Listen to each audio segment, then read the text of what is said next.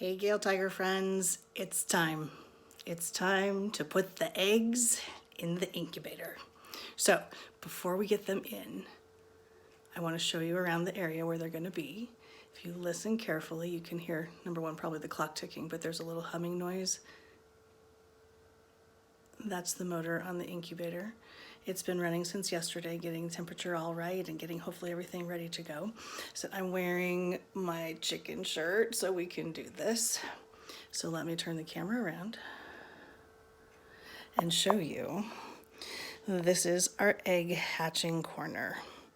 So over here on the table, we have the brand new incubator ready to go.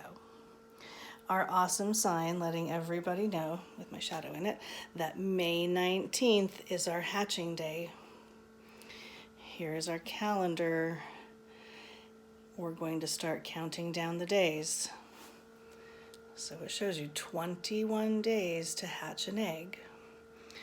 Up here on the wall, there's some clothesline-y things. It's our chick egg timeline. Every morning I'll come in here, I will hang up a sign, a little picture that shows you what's happening inside the egg on that day, and we will color that egg to mark that day off on our calendar. We also have some stuff that we've already done in your journals. Here's our life cycle of a chicken. Here's the egg diagram. We did a different kind in your journals, but I told you I was going to do this one to hang on our wall.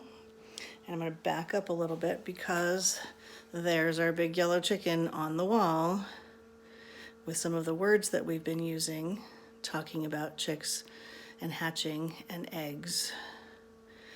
Some of the stories that we've read. This is an exciting thing we're going to be using.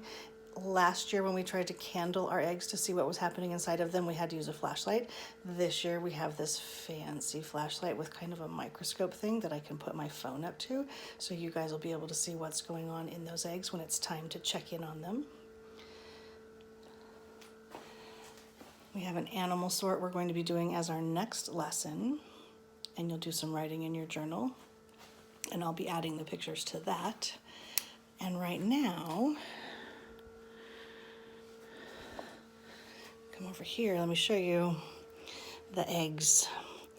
Now I picked these up yesterday from a lady who was getting eggs to hatch and she got too many, so she let us have these.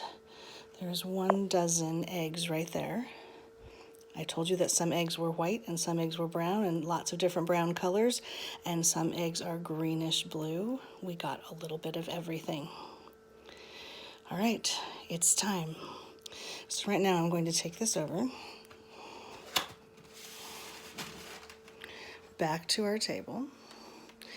I'm going to set my phone down in my little handy dandy phone holder.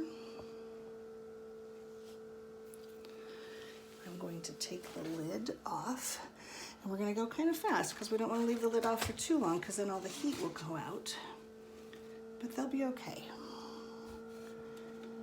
And as I lift this up and off, you can feel the air moving. I'm going to take each egg, and it goes right here in a slot. So they were in the egg carton with the pointy side down, and I need to put them in the little holes with the pointy side pointing to the middle. There is room for 14 eggs in here. I have 12, so we can skip a couple of spots. Oh my goodness, some of these are so nice and big. And I'm going to lay them with the points toward the middle. Now the middle part is where there's some water, because the eggs need to stay warm, but they also need to stay moist, and that means there needs to be some water in the air. Do you know how before, like in monsoon season when we have a big rainstorm and the air feels really thick and kind of heavy? That's the moisture in the air. And remember yesterday or the other day when we were having our lesson on the eggs, I told you that the eggshell has little pores in it, little holes, so that the moisture can get in and keep that membrane nice and wet. If that membrane gets too dry, then they can't poke out when it's time. So there are all of our eggs